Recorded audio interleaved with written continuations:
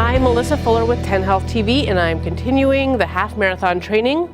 Today I am here with Ann Ringlein from the Lincoln Running Company, and we're going to talk about the most important gear you need. And what is that? That is shoes. Absolutely.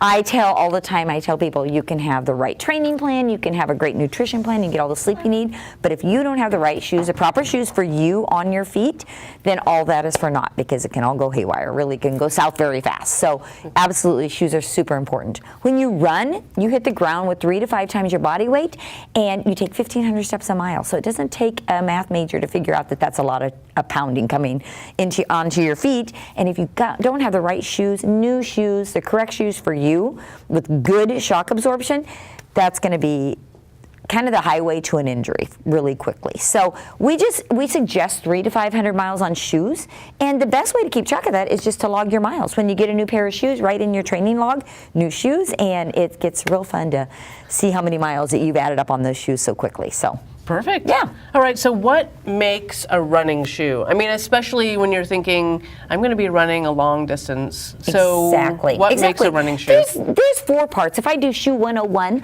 I'll say there is a great outer sole. The outer sole is what hits the ground, that's made for traction and for durability.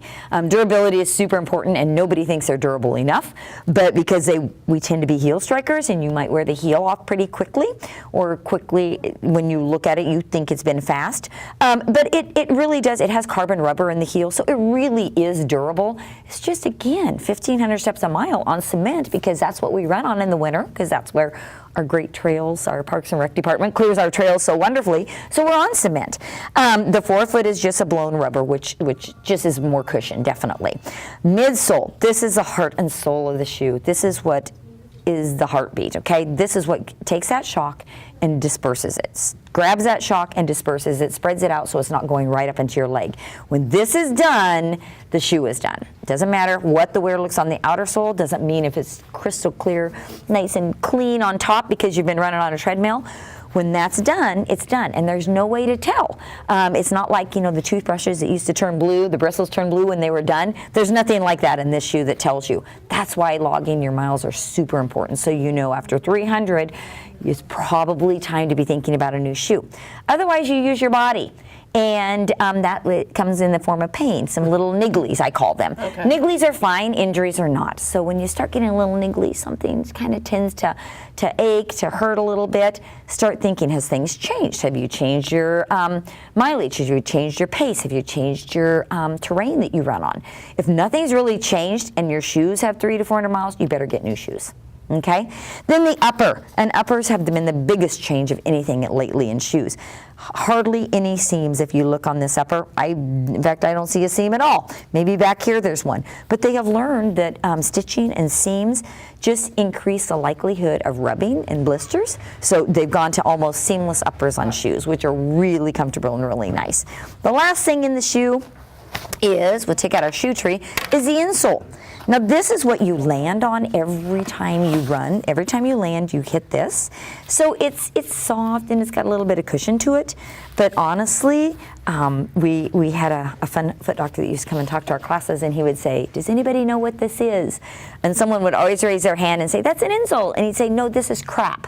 Because what they put in shoes is pretty basic. So we usually suggest after about a month of wearing your shoe to take this out and to put in a replacement insole. And we have some awesome ones that are like $9 that work just great and last that life of that shoe and probably another one.